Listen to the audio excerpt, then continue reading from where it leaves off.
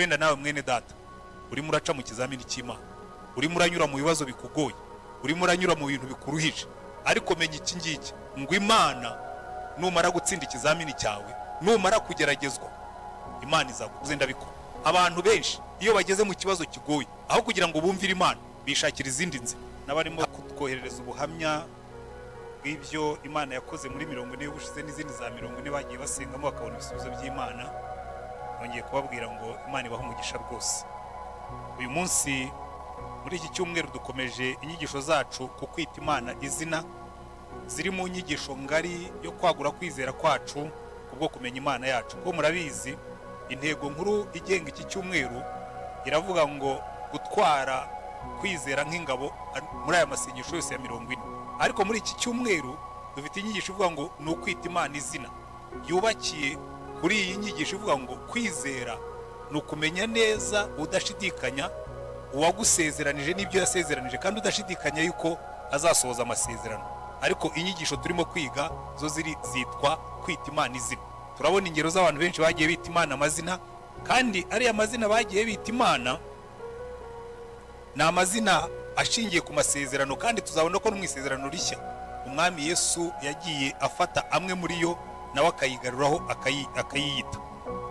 Ejo twabonye Imana itabara Hagari ageze mu gihe kibi, maze ayita izina, aravuga ngo Uwiteka ni Jehova Rahayiroi, ni Imana ihora indeba. Kandi yari maze kumuha isezerano, iramubwira ngo uyu mwana uzabyara uzamwite Ishimayeli, bivuga ngo ni Imana yumva. Uyu munsi turaguma mu muryango wa Aburahamu, turebe ukuntu nawe yahuye n'ikibazo gikomeye cyane, maze Imana imaze kumutabara arayihimbaza, yihirindi zina, aravuga ngo Uwiteka ni Imana Jehova Jire, Imana ituma biboneka. Rya zina twabonye ryandi rya Jehova buri muntu wese ashobora kwiyuzurizamo akurikije ikibazo yahuye nacyo. Hano tubona Aburahamu arimo kuzuza iyo sheka, ashyiramo izina rye, aravuga ngo Imana ni Imana yanjye Jehova Jire, Imana ituma ngira ibyo mbona.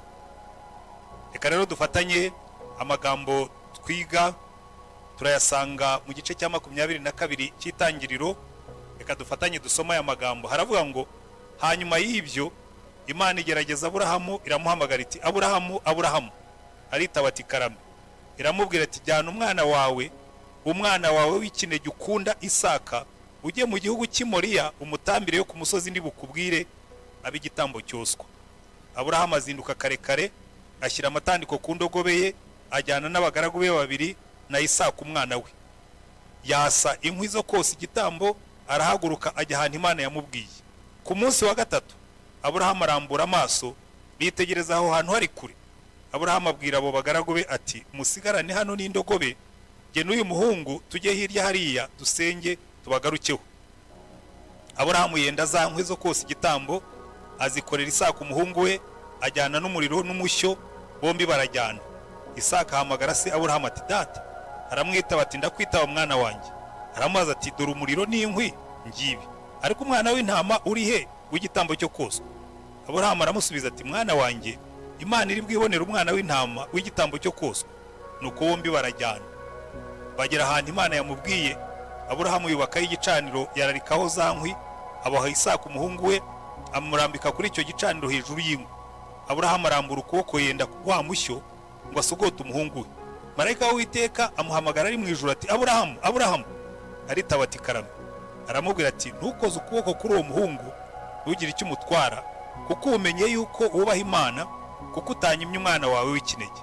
Aburahamu yubura amaso arareba, abona inyuma ye imfizi y'intama, amahembe yayo yafashwe mu gihuru. Aburahamu aragenda, yenda ya ntama, ayitambaho igitambo cyoswa mu cyimbo cy'umuhungu we. Aburahamu yita aho hantu Yehova Yire, nk'uko bavugana bugingo n'ubu bati ku musozi w'Uwiteka kizabona. Ngira ngo niba hari ikizamini, niba hari ikigeragezo, niba hari ikintu gikomeye kigeze kibaho mu buzima bwa Aburahamu, ni iki ngiki cy'uyu munsi. Ubundi tumubona abana na Sarayi umugore we nta mwana bafite ibibazo by'ubugumba, ariko hano noneho bafite umwana, ariko agiye mu kibazo. Icyambere dore cy'Imana imusabye, iramubwiye ngo jyana umwana wawe w'ikinege ukunda Isaka, ujye mu gihugu cy'Imoriya, umuntambire ku musozi ndi bukubwire abigitambo cyoswa. niba hari ikizamini gikomeye uretse na Aburahamu n'undi muntu wese ashobora gukora, ni ikizamini nk'iki ngiki.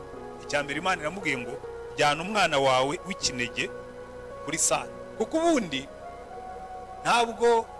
ntabwo Isaka yari ikinege kuri Aburahamu, kuko Aburahamu we yari afite na Ishimayeli yabyaye kuri Hagari. Uyu mwana w'ikinege yari umwana w'ikinege kuri Sara.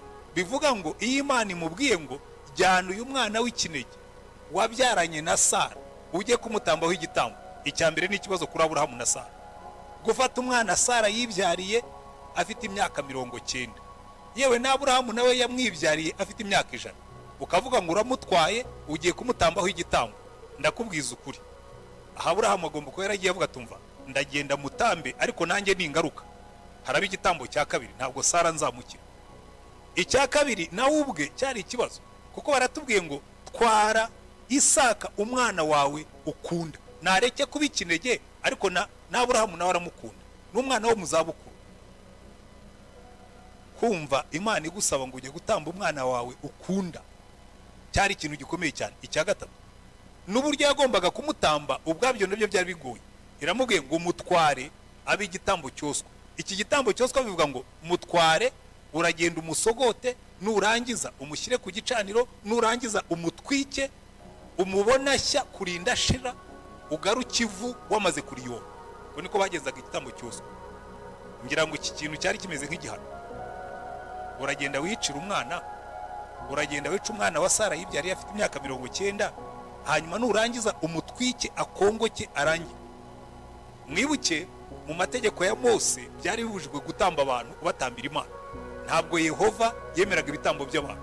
Ariko hari ikintu gikomeye cyane, mwibuke yuko Aburahamu yabayeho mbere y'amategeko ya Mose, kandi mu bihugu byari bimukikije batambaga abana babatambira Moleki. Bivuga ngo Imana irantumye ngo ningende nyitambira umwana wanjye nk'uko bajya batambira Moleki. Cyari ikizamini gikomeye cyane, ariko iki kizamini cyitwa test of obedience, ikizamini, ikigeragezo cyo kumvira. Kandi nkuko nabibabwiye muri ndi somo twumvise ejo, ubundi iteka ryose ahantu wakoreye ikizamini gikomeye niho uvana ubuhamya bukomeye.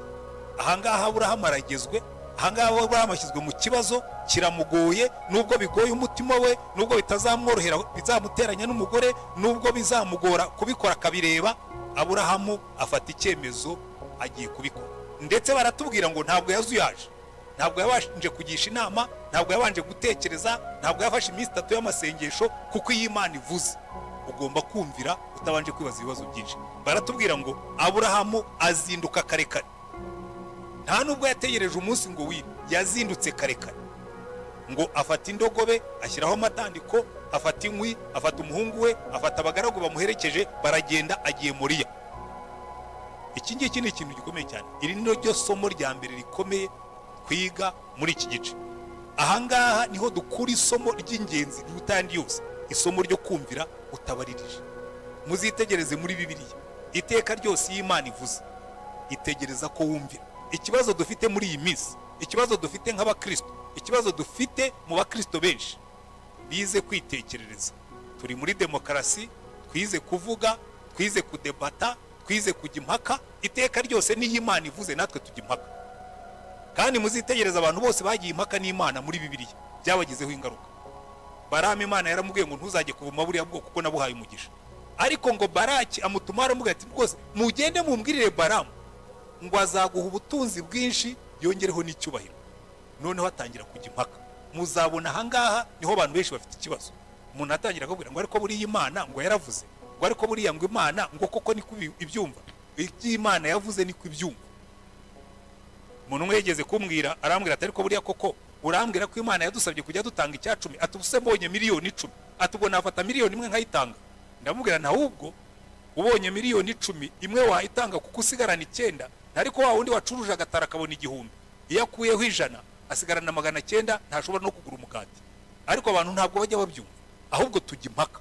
Baramu yagiye impaka, icyavuyemo Imana yaramuhimye iramubwira ngaho genda, ariko ntabwo uzabavuma. Icyavuyemo nyuma baratubwira ngo yavuye kwa Baraki n'ibyo yari yamusezeranije atabimuhaye, kandi arangije nyuma aza kugwa mu gitero Abisirayeli bateye iwabo. Iki ni ikintu gikomeye cyane tugomba kumva. hari n'abandi tubona Sawuli Imana yaramubwiye ngo genda urimbura abamareki ntuzagire ikintu usigaza, ariko bamaze kurimbura abamareki ngo asigaza inka n'intama z'inyamibwa, ngo azana na Agagi ko yagombaga kwereka abantu ko yatsinze, akiyereka yerekana umwami yatsinze, kandi akazana n'iminyago abantu bakaboneraho. Ariko Imana iramubwira ngo ya ntabwo ari byo nagutumye, ngo kubaha biruta ibitambo, ubwami bwarabwambo, mujye mwitonda. Yesu yigeze kubwira abantu, umusore w'umutunzi yaraje aramubwira ati mwami mwiza, mwigisha mwiza, nakora iki ngo ndaga ubwami bw'Imana? Aramubwira ati genda ugurisha ibyo ufite byose uha abakene uze unkurikire. Ngo agenda ababaye kuko ntabwo yashoboye kwemera ibyo Imana imubwiye. Undi nawe Yesu yaramubwira ati nkurikira. Aramubwira ati reka maze ajye guhamba data. Aramubwira ati reka abapfuye bahamba abapfu babo, wowe ngwino ujye kubwiriza ubutumwa bwiza. Usanga iteka ryose Imana itubwira ibintu twe tugashaka impamvu, tugashaka impaka. Reka nkubwire mwene data, sinzi ibyo Imana irimo kukubwira uyu munsi, sinzi ibyo Imana irimo kugutegeka ukaba urimo kwanga kubyanga. Wenda urimo kwanga kuva mu byaha kubera ko ufitemo inyungu, wenda hari ibintu Imana yakubwiye gukora urimo kubyanga. Ariko reka nkubwire, isomo rya mbere twiga aha hantu, Aburahamu yazindutse kare kare, nubwo iki kizamini cyari gikomeye, nubwo Imana yamusabaga byari bimugoye, ariko yazindutse kare kare yumvira Imana. Kandi noneho tureba Aburahamu muri uyu musaraba w'urugendo, kubera ko ndababwiza ukuri, iyi Imana nibura ibimubwira ngo ajye kubikorera hafi. Baratubwira ngo Aburahamu ngo ku munsi wa gatatu, niko umurongo wa kane tubwira, bikubwira ngo Aburahamu yagenze iminsi 3 yose agiye gukora icyo kintu Imana yamusabye. Ni iminsi 3, niti iminsi 3 y'umusaraba wa Aburahamu, ni iminsi 3 yo kugenda yibaza ngo ibi bintu ndabikorane. Ni iminsi 3 Aburahamu yagiye yibaza ngo biraza kugenda bite. Ni iminsi 3 Aburahamu yagiye yibaza ngo biraza kurangira bite. Ni iminsi 3 Aburahamu yagiye yibaza uko azagaruka, n'icyo azagarukana, nuko azavuga, nuko azabaho nyuma yaho ngaho. Ariko iki ngiki ni ikintu gikomeye cyane, kuko ni iminsi 3 itwereka umutima w'Imana. Kuko Bibiliya tubwira ngo kuko Imana yakunze abari mu isi cyane, ngo yakoze nka Aburahamu itanga umwana wayo w'ikinege, ngo kugira ngo umwizera wese atarimbuka ahubwo ahabwe ubugingo buhoraho. Ni iminsi 3 itwereka Isaka mu ishusho ya Yesu. Tubona Isaka ajyanye na se agiye kuba igitambo. Tubona Isaka yikoreye inkwi zizavamo igicaniro azatambwaho, nkuko tubona Yesu yikoreye umusaraba awuzamukana umusozi agiye kubambwaho. Ni ishusho nziza yo gucungurwa kwacu, kandi iyi nanone ni ishusho nziza y'umuhamagaro wacu, kuko Yesu yaravuze ngo umuntu nashaka kunkurikira niyikorera umusaraba we, niyikorera inkwi ze, aza nkurikire abe igitambo. Kuko Bibiliya yatubwira ngo dutambe imibiri yacu ibitambo bizima byera bishimwa n'Imana. Ikorera inkwi zawe, ikorera umusaraba wawe, uze ukurikire Yesu. Niba ushaka gukurikira Yesu, hari ibyo ugomba gutamba, hari ibyo ugomba kwigomwa, hari ibyo ugomba kureka. Petero na Andereya na Yohana na Yakobo n'abandi kugira ngo bakurikire Yesu basize inshundura zabo. Matayo kugira ngo akurikire Yesu yasize aho yakoresherezaga ikoro. Paulo we abivuga neza mu Bafilipi igice cya 3. Reka aho tuhasome. Paulo aravuga ati jewe ibyarindamu yanjye byose nagiye nabirebye nk'igihombo. Abafilipi igice cya 3 umurongo wa 7 kugeza ku wa 11. Paulo aduha urugero rwiza, akatwereka uko tugomba kugenda, uko tugomba gutekereza, uko tugomba kumva ibintu. Abantu benshi ntabwo bajya batekereza yuko icyo ari ikintu dusabwa kugira ngo tube mu bantu Imana ihumugisha. Paulo aravuga ngo nyamara ibyarindamu yanjye nabitekereje ko ari igihombo ku bwa Kristo, ndetse n'ibintu byose mbitekereza ko ari igihombo kubw'ubutunzi butagira akagero, aribwo kumenya Kristo Yesu. Kubw'uwo nahombye ibyanjye byose, ndetse mbitekereza ko ari amase kugira ngo ndonye Kristo, kandi mboreke ko ndi muri we, ntafite gukiranuka kwanjye kuva ku mategeko, ahubwo mfite ukuzanwa no kwizera Kristo, ariko gukiranuka kuva ku Mana guheshwa no kwizera, kugira ngo menye n'imbaraga zo kuzuka kwe no gufatanya n'imibabaro ye, no kujya nshushanywa no gupfa kwe, ngo ahari ngere ku muzuko w'abapfuye. Bikwereka ngo kukumvira kurimo amasezerano, kwereka ngo kukumvira kurimo inyungu. Ariko icyo nenda kubabwira ni ikintu gikomeye cyane, kuko kukumvira nta muntu kujya korohera, kuko kukumvira gukomerera abantu bose. Muzitegereze muri Bibiliya, ikintu cya mbere kigoye abakristo, ikintu cya mbere kigoye n'abatubanjirije ni ukumvira Imana, ukareka bimwe mu bintu ubona ufitemo inyungu. Ese wowe reka nkubaze ikibazo, ni iki kikubujije kumvira Imana mu byo irimo kukubwira? Isaka wawe ugomba gutamba uyu munsi yaba ari iki? N'icyo ubona kikugumishije mu byaha, n'icyo ubona kikubujije kujya imbere. Abantu bamwe usanga bafite impamvu ababwira ati biriya byaha nubwo mu byita ibyaha ariko nibyo bintunze, ariko ni ibyaha ugomba kubireka. Abandi bakakubwira atari ko biriya bintu nubwo mwebwe mu bigaya ariko mbonamo inyungu, ariko iyo Imana ibyanga ugomba kubireka. Hari ibintu ugomba gutamba kugira ngo ukurikire Imana. Yewe nabonye inshuro nyinshi mu buzima bwanjye, akenshi iyo Imana igiye kuguteza intambwe hari ibintu gusaba kureka kandi biba bikomeye. Nibuka njya gutangira mu murimo w'Imana muri 90, nari mfite akazi muri ambasade y'Abanyamerika, ngiye kuba directeur w'ikigo cyawo cyitwaga English Teaching Institute. Noneho ntangiye gusenga Imana irambwira ngo ariko biri urimo kwishimira sibyo naguhamagariye. Ntangira kwihenda nkayibwira ngo ariko Mana ubyumve, ubu ngubu ndi umwarimu, kariya kazi ni akazi keza, ni akazi kazampa inzu, ni akazi kazampa imodoka, kazampa umushahara mwiza, ndetse ndazatanga n'icya 10 gitubutse kuko icyo gihe naratangiye kwiga kugitanga. Ariko Imana irambwira ngo ya, icyo nshaka si amafaranga yawe, icyo nshaka ko wiga ni ukunyumvira. Akazi narakaretse, ndagenda njya gutangiza akazi ka GBU, ko nta n'umushahara nari mfite, nta n'umuntu, nta na support twari dufite, ariko Imana yari yambwiye ngo gendana nanjye, aha niho nkwamagariye. Jewe ibingibi byo namaze no kubibona kenshi. Hari ba Isaka benshi nagiye ntamba mu nzira zanjye mbere yo kujya kuba pastori. Nayo waraga umuryango wa AAA, mfite umushahara mwiza, mfite imodoka nziza. Imana irambwira ngo igihe cyawe muri uyu muryango ngo kirarangiye, ngo haguruka ujye kuba pastori. Niba hari akazi numva kagoye, ni akazi ko pastori, kubera ibintu bitatu. Navuga ngo akazi ko pastori bahora bimuka. Yewe no kubaho mbere pastori maze kwimuka gatatu. Nabaye pastori ndibuka buga, ndimuka njya kuri katedrali, mba kuri katedrali nziremera. Wena nzimuka ngiye muri retirement cyangwa nzimuka njye handi ntiwamenye. Numvaga ibyo bintu byo guhora wimuka bitanjyamo. Icya kabiri, najyaga mbwira abantu kari akazi ko pastori bahembwa nabi, barayura. Urumva kuza wari ufite akazi keza kaguha n'imodoka n'izindi avantage ukajya kuba pastori muri paruwasi. Ariko iteka ryose iyi Imana iguhamagaye ari giye kubwira ngo ngiye kubanza nkupime, ngiye kubanza nkutesting, ndebe ko ushobora gutamba Isaka. Buriya niyo Abraham atubera ikigereranyo gikomeye cyane, icyitegerezo gikomeye cyane, kuko twebwe Imana dusaba kureka ibintu ushobora no kuzabigarukaho. Ariko iyo atamba Isaka ntabwo ari kongera kumuzura, ariko Imana ni ikizamini yamuhaga kuko ari ibyo yendaga gukora. Haleluya. Noneho ngo Abraham arumvira na Isaka nawe aramwumvira. Yewe ntangarira Isaka cyane kuko yari umwana w'umusore. Iki gihe yajyaga kumutamba Isaka yari afite imyaka igera muri 18. Abraham aramutwara, Isaka aramwumvira, amuhambira areba, ahambira amaguru areba, ahambira amaboko areba, arumvira kugeza ku ndunduro, bamurambika ku gicaniro, yumva areba, ntiyanasimbuka ngo aveho.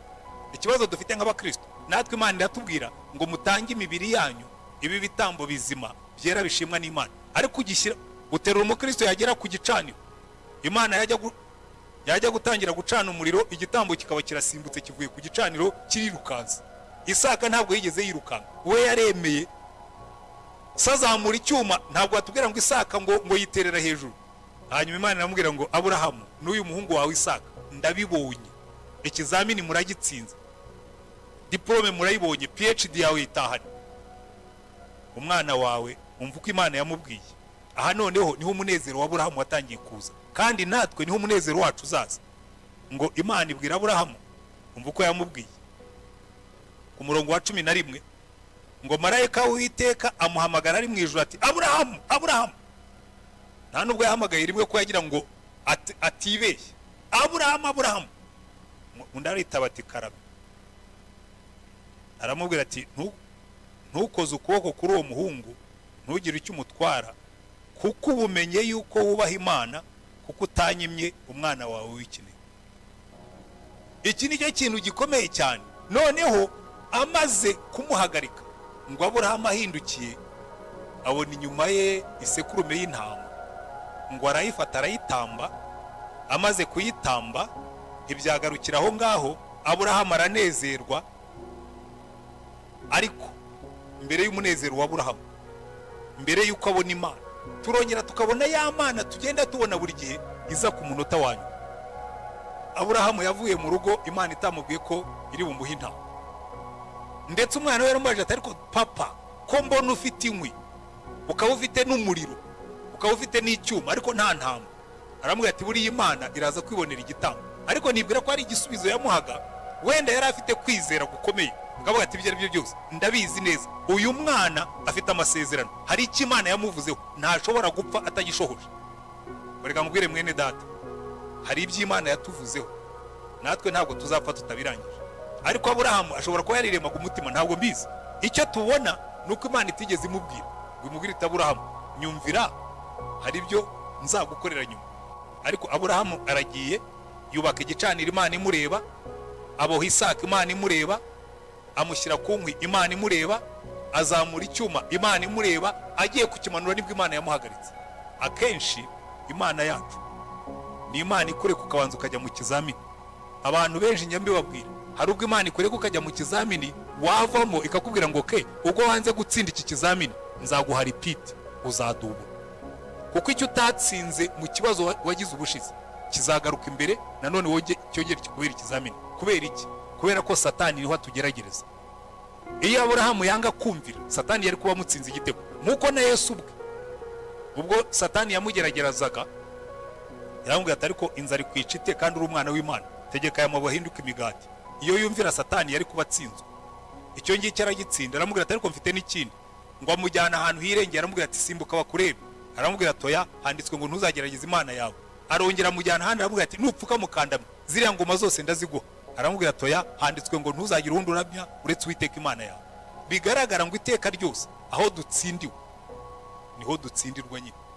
Ariko Aburahamu yaratsinze, aratsinda, abyuka mu gitondo kare aratsinda, yasinkwi aratsinda, agenda n'inkwi n'umushyo n'umuriro aratsinda, yubaka igicaniro aratsinda, yararikaho umuhungu we aratsinda, afashe icyuma Imana iramubwira ngo ikizamini urakirangije. Wenda nawe mwene data urimo uraca mu kizamini cy'Imana, urimo uranyura mu bibazo bikugoye, urimo uranyura mu bintu bikuruhije, ariko menya iki ngiki ngo Imana numara gutsinda ikizamini cyawe, numara kugeragezwa, Imana izagutabara. Wihangane, amaso yawe agume ku Mana, amaso yawe akomeze kuyumvira, kuko ikibazo tujya tugira ni iki ngiki Aburahamu yagize. Yashyizwe mu kizamini ariko harakomeza aravuga ngo uko byagenda kose nubwo iki kizamini gikomeye ndakomeza numvira Imana, ibyo yavuze ndabikora. Abantu benshi iyo bageze mu kibazo kigoye, aho kugira ngo bumvire Imana bishakira izindi nzira. Ntabwo byari binaniye Aburahamu guca izindi nzira, ntabwo byari bimunaniye gukora nka Yona, nta nubwo byari bimunaniye kwitwaza intama. Ariko yaravuze ngo ubwo Imana yavuze ngo ndatamba Isaka niwe ndi butambe, akomeza urugendo. Hanyuma Imana imuhamagaye, Imana imuhaye intama, Aburahamu aratangara, Aburahamu arishima, Aburahamu yita izina, avuga ngo Aburahamu yubura amaso arareba, abona inyuma ye imfizi y'intama, amahembe yayo afashwe mu gihuru. Aburahamu aragenda yenda ya ntama ayitambaho igitambo cyoswa ku cyimbo cy'umuhungu. Aburahamu yitaho hantu Yehova-yire, nkuko bavugana bugingo n'ubu ku musozi w'Uwiteka kizabona. Aravuga ati yes, mbonye Imana iza ku munota wa nyuma, mbonye Imana izana igitambo kigasimbura umwana wanjye. Nibwira yuko urugendo Aburahamu yagenze ntabwo ari rwo yagenze agaruka. Mpamya ntashidikanya yuko Aburahamu yagenze iminsi 3, kuko yari arimo gutinza umunsi wo gukora kiriya kintu. Ariko mpamya ko igihe cyo gutaha ashobora kuba yagenze umunsi umwe n'igice, kubera ko yagiye yihuta, yagiye anezerewe, yagiye abyina. Ariko kuruta ibyo ngibyo yagiye afite amasezerano. Haleluya! Yagiye afite amasezerano. Ndenda kubabwira ngo iyi Jehova Jayire, iyi Yehova-yire, iyi Mana ituma biboneka, niyo Mana y'abantu bose, niyo Mana iza witeguye gupfa kavuga ngo siko bigenda. Iyi ni Yehova-yire, Imana itanga ibisubizo. Yari yicaye munsi y'igiti cy'umurotemu yisabira gupfa. Imana iravuga itoya, ntabwo uri bupfe, ahubwo reka nkwereke ahangaha munsi y'igiti cy'umurotemu niho ngiye kuguhera igisubizo. Noneho ngo Imana yohereza marayika aramugaburira, inda yigenderaho iminsi 40. Tubona n'abandi benshi, tubona umupfakazi w'Isarefati yaricaye, yari yaramubwira ati genda unzanira agatsima ndye. Aramubwira ati nsigaranye agafu n'utuvuta, ndimo ndatoragura udukwi 2 nkagenda nkavugamo agatsima tukagarya tugapfa.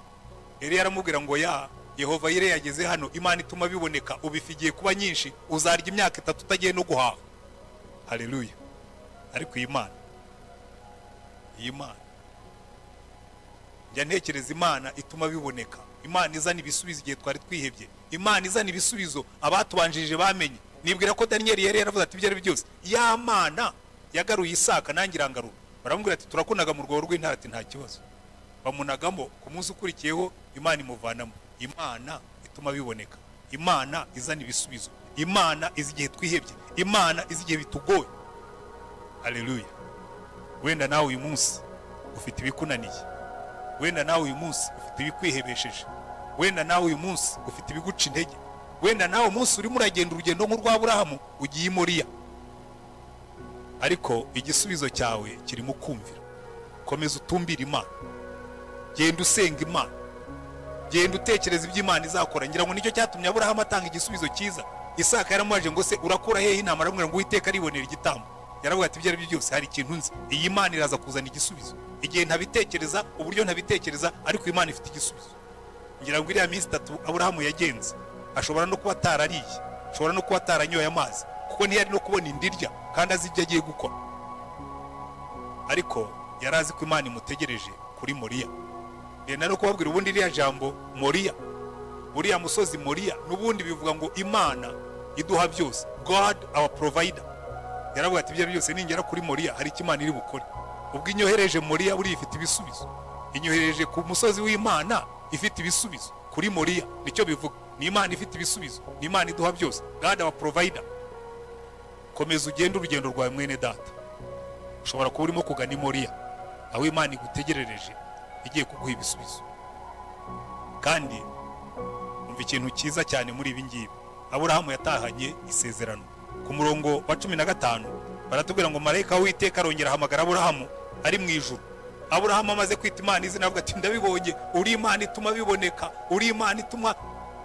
Imana iramubwira ngo ya wikwiterera hejuru nturamenya ibyiza biri inyuma aho ngaho. Iramubwira ngo ndirahiye ni Uwiteka avuga, ubwo ugenjeje utyo ntunyime umwana wawe w'ikinege, yuko no kuguha umugisha nzaguha umugisha, no kugwiza nzagwiza urubyaro rwawe, ruhane n'inyenyeri zo mu ijuru, kandi ruhane n'umusenyi wo mu kibaya cy'inyanja, kandi ruzahindura amarembo y'ababisha barwo, kandi mu rubyaro rwawe nimo amahanga yose yo mu isi azaherwa umugisha ko wanyumviye. Haleluya. Iyo wumviye Imana uba urimo kubiba igiti cy'umugisha.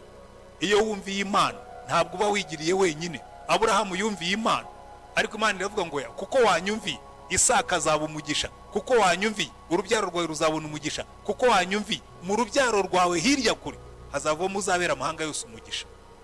Bene data, nimureke twumvira Imana. Kandi iteka ryose niko Imana ikora. Iravuga ngo ibyo uhaye Imana, icyo uzafata ukagihereza Imana kizaza cyatubutse. Mose yari afite inkoni yumye. Imana iramubwira ngo icyo ufite mu ntoki ni iki? Ati ni inkoni. Ati inajya imbere yanjye, inaza imbere y'Imana ihinduka inzoka nzima. Ikintu ufashe cyose ukagihereza Imana kiza cyungutse. Inkoni Mose yari afite yaragizaga intama, yavuyemo imbaraga, niyo yakuye ubwoko bwa Isirayeli muri Egiputa. Haleluya. Imana iravuga ngo nunyubahisha ubutunzi bwawe, ngo nzakugomorora imigomero y'ijuru, ngo munzanire ibya 10 n'amaturo byuzuye, ngo nzakubita imyanyi ku bwanyu, ngo kandi nzabaha umugisha. Iteka ryose icyo uhaye Imana kiza kiyongereye, ariko bisaba kumvira. Reka rero bene data tubitekerezeho uyu munsi. Kumvira Imana, kuko ikibazo kirimo hano ni ukumenya kumvira Imana. Iyo ugeze ahakomeye, kuko kwizera kwacu ni ukumenya ngo hirya y'iyi nyanja hari igihugu cy'amasezerano. Hirya y'uru rugendo hari umusozi wa Moriya, hari Jehova Jire, hari Imana integereje. Reka nkubwire mwene data, sinzi ibyo urimo kunyuramo, sinzi urugendo rwawe rugana Moriya uko ruteye, sinzi ibikuruhije, sinzi ibikunaniye, sinzi ibikunanije, sinzi ibikurambiye, sinzi ibikugoye, ariko hari ikintu kimwe nenda kukubwira. Hirya y'uwo musozi hahagaze Imana Jehova Jire, izatuma ibisubizo biboneka. Reka rero dusenge Imana, kandi icyo waba ufite kirimo kugora cyose reka tugishyire imbere y'Imana. Muri iyi minsi 40 ndabwira abantu bose, nubundi tuzi imbere y'Imana kuko tuba dufite ibyifuzo. Tuzi imbere y'Imana tuje kuyiramya, ariko tuyizaniye n'ibyifuzo byacu. Zamura ijwi ryawe usenge Imana, hanyuma dusenge Imana, kandi wizere yuko iyi Mana yacu ari Jehova Jire, Imana izatuma biboneka. Sinzi wowe icyo utegereje, sinzi ikikugoye, sinzi ikikuruhije, sinzi ikikunanije, sinzi urugendo urimo kugenda rugana i Moriya, ariko wibuke yuko kuri Moriya niho Aburahamu yumvira ijwi ry'Imana rimubwira ngo Aburahamu, hindukira urebe inyuma yawe, intama yawe irahari. Dusenga Imana. Turagushimye Mana yacu, Jehova Jayire, Imana ituma biboneka, Jehova Rahayiroyi, Imana itubona tugenda kadukurikiza amaso ko dutera intambwe, Jehova Imana yumva. Turasenga uyu munsi ngo utegere amatwi amasengesho yose arimo kuzamuka, utegere amatwi amasengesho arimo kuva mu miryango itandukanye, utegere amatwi amasengesho arimo kuva mu mitima itandukanye, utegere amatwi abantu benshi barimo kugutakira muri aya masengesho y'iminsi 40. Reka Mana abarimo kurwana n'ikibazo cy'ubukene kibihebesheje, urambura ikiganza cyawe ubabonera igisubizo, ube Jehova Jayire. Reka barimo kurwana n'ikibazo cy'urubyaro, barimo gushaka abana batabona, urambura ikiganza cyawe uyu mwaka tuzabone bahetse, bavuge ngo twabonye Imana ituma abana baboneka.